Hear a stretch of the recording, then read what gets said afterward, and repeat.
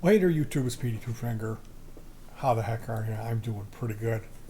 We've been making a lot of music here. I got a new set list. I think it's 20 or 21 songs. New stuff, and we've been writing more, making patches on the new MG-30. So I've kind of gotten over the hump and figured out how to use this device to its potential. I'm absolutely thrilled with it. Previously, I had a NUX MG-300, which is the little brother. And boy, I love the MG-300. It comes with the QuickTone software, which I never had any real issues with any of this stuff. I know some people have a hard time plugging it in to the computer. I filled it up with custom patches. There's only 36 patches on the 300. The 30 is 128. So I loaded this up with all custom patches, and then I've been making patches for this material, these songs that I write.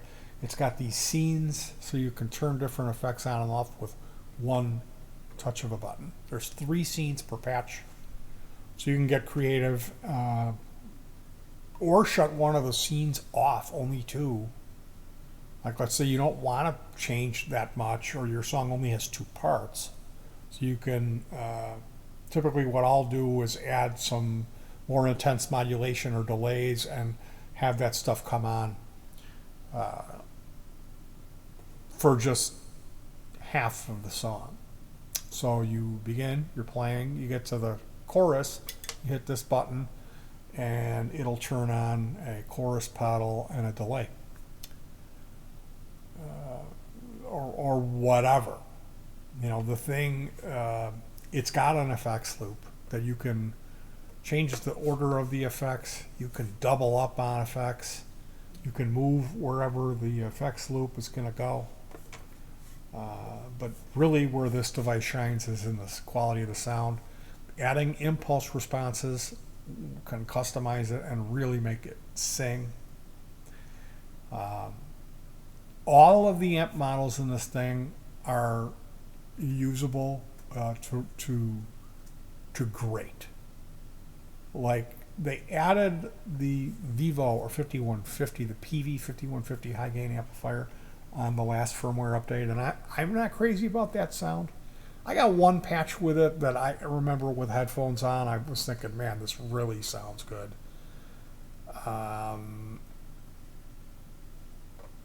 And then I realized, oh, that was the 5150 that everyone hates so much. So, I don't know. It is what it is as far as what you get. Like I said, all of the amp models they sound good, with the exception of that one. At 5150, they're going to have to, hopefully they'll iron that out. But, you know, there is the Mesa triple rectifier, Mesa Boogie. There's the Soldano. There's the Diesel VH4. There's a Friedman that just smokes. Man, does that Friedman amp sound good. There's some tones on here I've only dreamed about getting. The detail, the clarity, these high gain sounds, they just sound fantastic. I can't tell you how many times when we're playing I'll stop and say, man, does this thing sound good. So yeah, the MG-300, the little brother to this, it's 48-bit all the way around, although this has 2 processing chips, where the MG-300 has 1. I think you pay around $150. Toman had it for $89 for the 300. This I paid $211 from Toman, and they charged me $35 for shipping. So it was like $245 for this. And I got to tell you, this is the finest sounding, the best. And as far as a user experience, it's the highest quality user experience out of any pedal I've ever played. And I've got the Boss GT6, which I really love that pedal for when it came out, and it still does sound fantastic. But the amp models in it have more detail, they have more definition, there's more character, there's There's more quality to the amp model sounds. And with the flexibility, there's an extra double foot switch that comes with it. So the 5-foot switch controls to be able to do one of them for tap tempo, one to turn the modulation on and off if I want, or whatever, and then another one to alter 3 different scenes where when you build the patch, you can turn on and off whatever inside of there, including the effects loop. So if I wanted to have a rainbow machine, you could. And you can change the order of where that effects loop goes, just like with anything else, including doubling up on certain effects. Like if you don't want to use a modulation effect, you can change the modulation category to another distortion, overdrive or fuzz category. And they do give you 2 fuzz pedals. They give you the big muff and the red fuzz, which is, and a rat, if you want to consider a rat to be fuzz. It's kind of a fuzzy distortion. But after getting over the hump with this, I was a bit intimidated with it. I had to figure this thing out. There's a lot to it. And using the software, setting up the scenes, I've pretty much figured it out. I can make patches and get them to sound really good, match the volumes with stuff, turning stuff on and off. That was the problem I had with older multi-effects was, they had all these effects you could use, but when you turned them on within the patch, back in the day, the way that I did that was I would make 2 patches next to each other, and they would be the same patch with the exception of, this one has the delay on, and the one before it doesn't.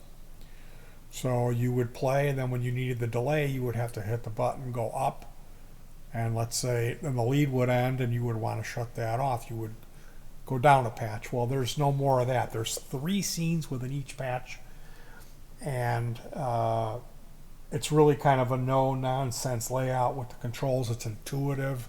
It's not a frustrating user experience. A lot of times with this stuff, there's menu diving, manuals, there's stuff that you should be able to do, but you can't. That just leaves you with this, like you're shaking your fist at the company, like, what's wrong with you? There's really none of that with this thing. I have to say, without a question, this is my favorite piece of gear I ever played through. It just sounds phenomenal. It sounds so good. So, if you're a guitar player and you're looking to upgrade your deal there, people are using these all sorts of different ways. There are people that are running them through amps. There's people that are running them through the PA. There's people that are buying full range, flat response speaker systems. But the main thing that you'll note when you look into this is both the new MG-300 and the new MG-30. Everyone is in agreement that they're the best sounding modelers. They really are. And I mean, the reason that I bought 2 of them,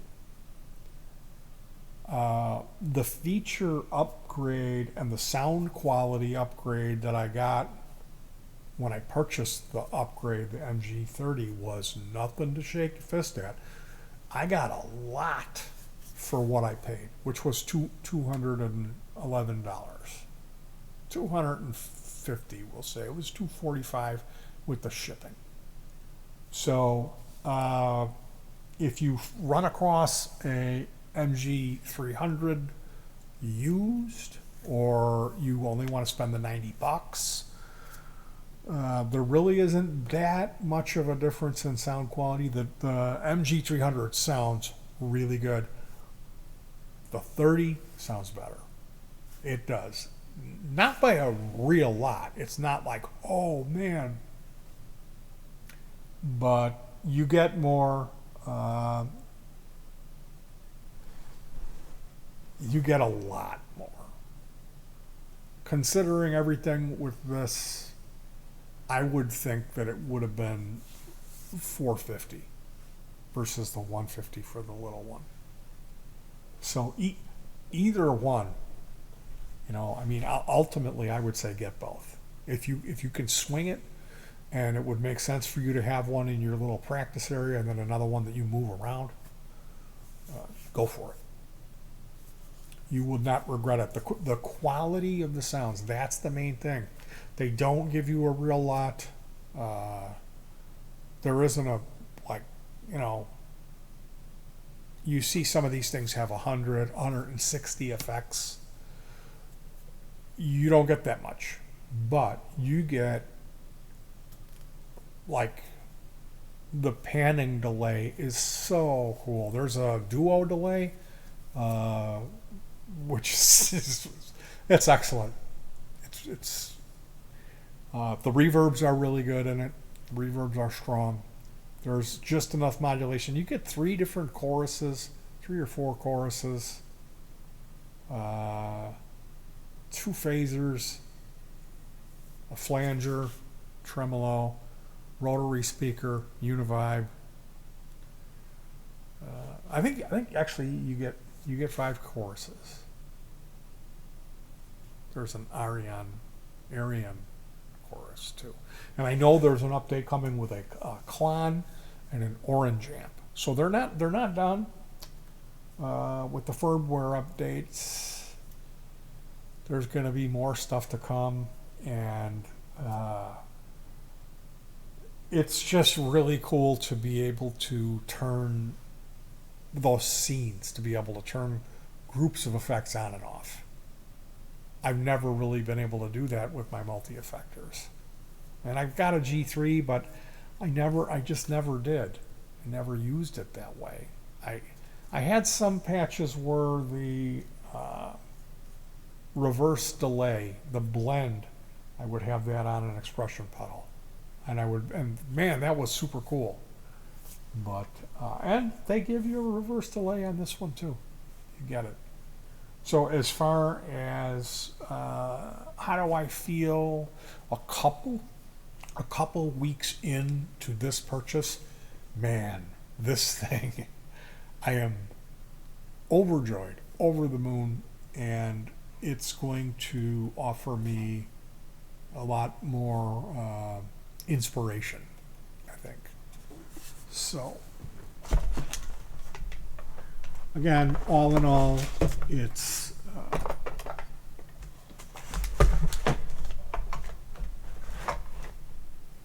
the key differences between the 2 units. You really have to earn it with the 30. It's not as easy to just blindly throw stuff in and get a great sound. Where the 300, it seems like there wasn't a bad patch in the bank. You could just throw whatever combination in there and it would sound killer. Not so much with the MG-30. You do need to tweak a little bit more. So if you're the type of person that hates that has a real hard time programming, I'd recommend the 300. There's enough stuff in it to make you sound, to get the job done, certainly. So if you are a guitar meister and a tone fiend and you don't mind doing a little bit of legwork, and you can afford something that costs $250, get the 30. You will not be disappointed. These things sound fantastic. All right, you guys. Thank you. Stay tuned for original music. It's coming. I have to. The main problem has been raw fingertips. So that should be a testament to when you're playing so much that your fingers can't take it anymore, and something good has been going on. Okay, you guys, take care of yourselves, gals and guys. I don't think any girls ever watch this channel. Stay warm, stay cool, whatever your bag is. Hug your pets.